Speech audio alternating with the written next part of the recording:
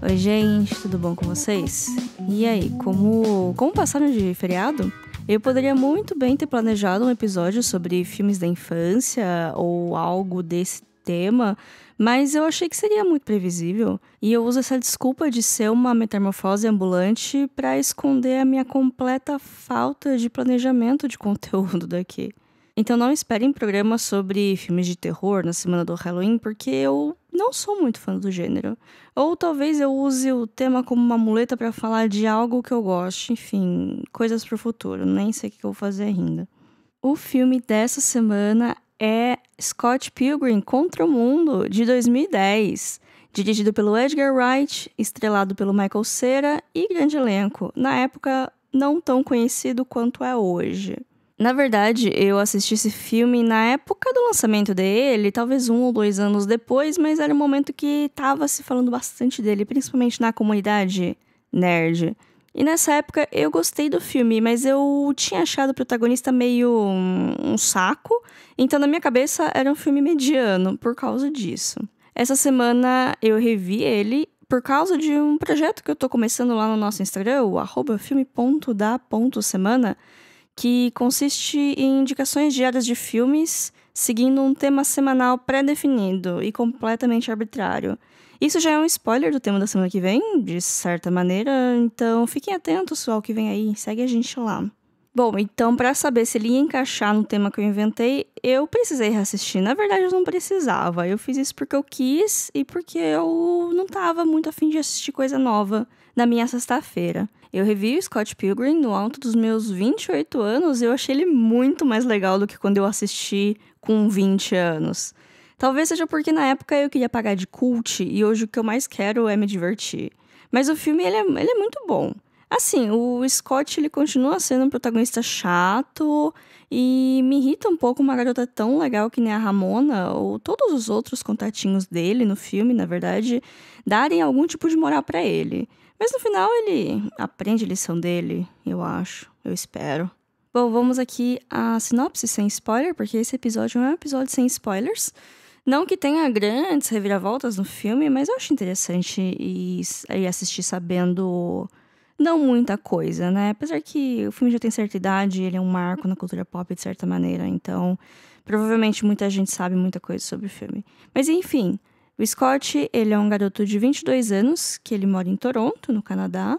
Ele é baixista numa banda que tá tentando estourar e ele tem uma namoradinha. Ele também tem seus problemas de autoestima e de confiança. Até que ele conhece a Ramona, uma garota americana recém-chegada na cidade, descolada, de cabelo colorido e com segredos no passado. Conforme o Scott ele fica obcecado com ela e tenta chamar a atenção de maneiras patéticas e aí então eles se aproximam, ele vai descobrindo que para poder ficar com ela ele precisa derrotar os seus 7 ex-namorados do mal.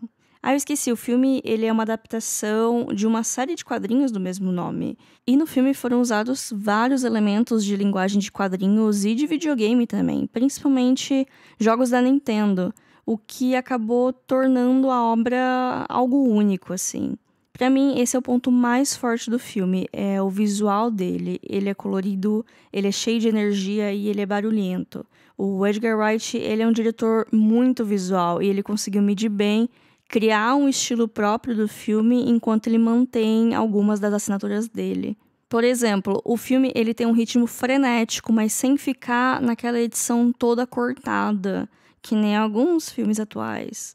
Em uma cena, ele tá na casa dele, aí ele cai na cadeira, aí corta pra ele sentado em outra cadeira, em outro lugar. Ele vai, abre uma porta e ele entra em outro lugar completamente diferente. E isso acontece o tempo todo e dá essa sensação de urgência, de coisa rápida e até de ele estar meio desnorteado, afinal ele está apaixonado, não é mesmo? O filme no total, ele tem pouco menos de 2 horas, mas nem dá pra sentir o tempo por causa de tanta coisa que acontece e por causa dessa edição frenética. Os confrontos, eles são bastante cartunescos e de propósito. Tem muita referência a jogos de videogame e as piadas sobre seus clichês. Justamente pelo tom fora da realidade, o uso pesado de efeitos especiais digitais não ficou tão datado E ele é parte essencial da narrativa. E ele é cartunesco, então ele funciona muito bem mesmo depois de todos esses anos. Principalmente considerando que ele não foi um filme com um orçamento tão grande, por um grande estúdio, não foi um blockbuster. O filme também ele é bastante consciente de si mesmo, porque tem horas que quase beira sátira. E eu acho que essa era a intenção mesmo. Tem muito detalhe bem feito, que ele recompensa quem tá prestando atenção, muitas piadas visuais, muita coisa que talvez você não pegue na primeira assistida, mas não é coisa essencial pra você entender a história, é brincadeira mesmo. E as músicas são muito boas, afinal o protagonista tem uma banda e nesse meio tempo, enquanto ele tem que derrotar os 7 namorados, a banda dele também tá num festival da cidade, assim, que tem batalhas de bandas e assim, por conveniência, muitos dos exes da Ramona estão em bandas também que vão confrontar a banda do Scott. Então, assim, é conveniente e faz as duas histórias casarem. E com isso também tem muita músicas originais escritas para o filme, né? Que são as bandas que tocam. Entra naquela cota de filmes com música que não são musicais, porque ninguém começa a cantar do nada, mas o filme ele tem uma estrutura de edição muito semelhante à de um musical, né? Ao invés dos personagens começarem a cantar do nada, eles começam a lutar do nada, o que pra mim é igualmente interessante. A minha personagem favorita do filme é a Kim, que é a baterista ruiva que aparentemente já namorou com o Scott na época da escola e hoje só o tolera pra não acabar com a banda. E, em paralelo, eu só tolero o Scott porque eu acho o filme muito legal e muito criativo e muita referência visual dá pra pegar nele, então eu tolero ele em prol de assistir o filme inteiro. Mas vamos falar aqui do que, pra mim, é um dos aspectos que enfraquecem o filme, pelo menos pra mim, pessoalmente, Larissa. Mas ele não é um defeito mortal que estraga tudo, né? Vamos ver. Vamos ver o que vocês acham. Não sei se vocês conhecem o arquétipo da Maniac Pixie Dream Girl, mas a Ramona meio que se encaixa nesse termo, né? Nessa descrição de personagem. Hora da definição aqui. O termo ele foi criado pelo crítico norte-americano Nathan Rybin para definir a personagem da Kirsten Dunst no filme Tudo Acontece em Elizabethtown, de 2005. A tradução para o português seria algo como fadinha doida e sonhadora. E ela descreve uma personagem que habita na mente idealizadora dos escritores homens, sem ter semelhança alguma com mulheres reais. Elas são lindas, elas são femininas, descoladas e até meio esquisitinhas, mas de um jeito fofo. E estão na história para fazer o protagonista, que geralmente é um homem jovem e ligeiramente depressivo, a aproveitar melhor a vida e se jogar em aventuras. Elas não têm ambição que não seja a do protagonista e não têm um arco próprio. Sabemos pouco sobre elas e é esse mistério que faz parte do charme.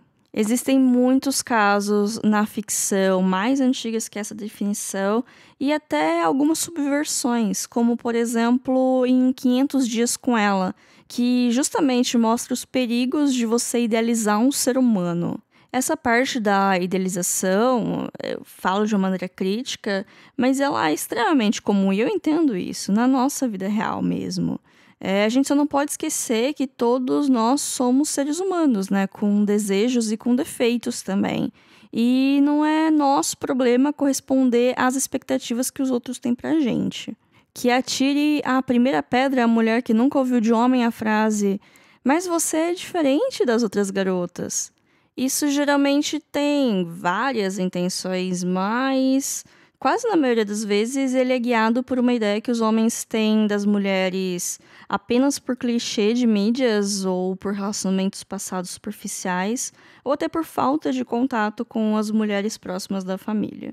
Além do mais, isso acaba induzindo a competitividade feminina que acaba dividindo em 2 grupos, que são as garotas fúteis chatas que só pensam na aparência e nas garotas descoladas, legais, que curtem coisas que os homens também gostam.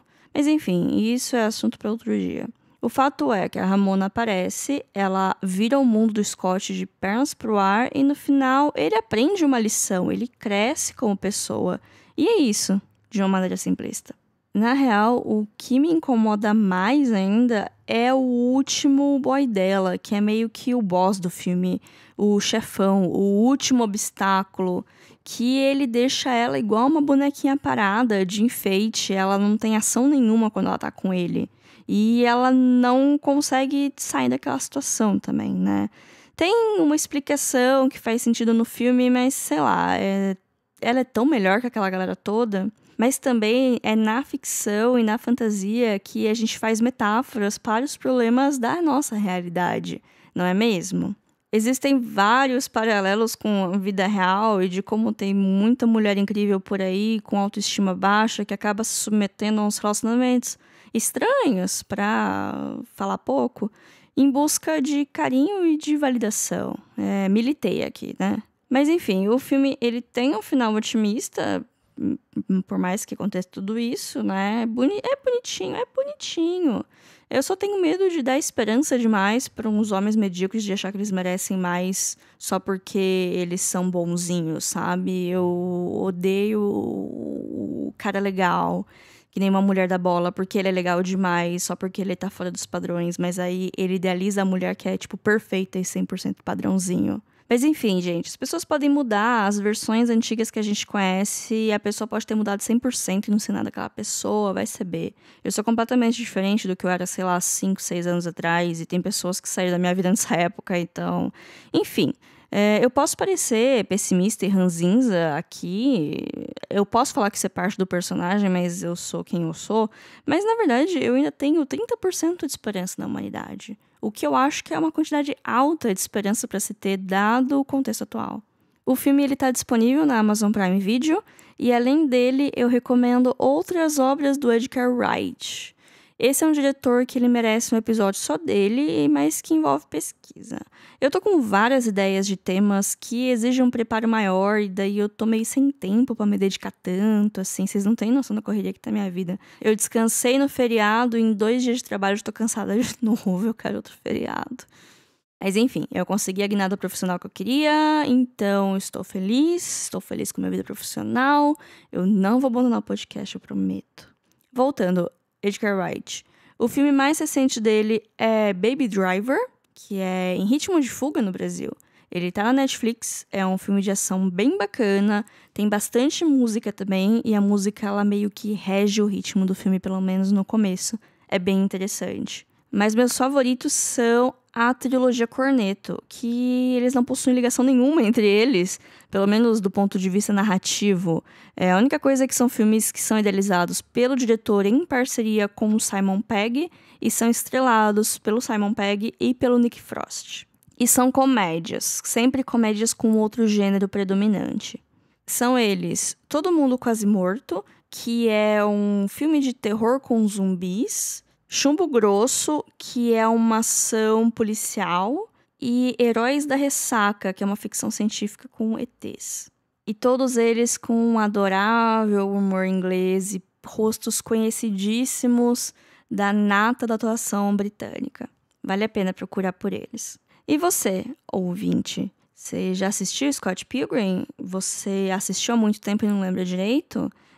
Ou conhece alguma outra coisa do Edgar Wright? Comenta, segue a gente, comenta lá no Instagram, @filme.da.semana, dá engajamento pra gente. E fiquem de olho nos nossos conteúdos especiais que estão rolando por lá. Todo dia um filme novo sendo indicado brevemente, claro, porque eu não tenho tempo de fazer críticas extensas diariamente, mas tá lá, conteúdo todos os dias pra vocês. Fiquem bem e até semana que vem. Tchau, tchau.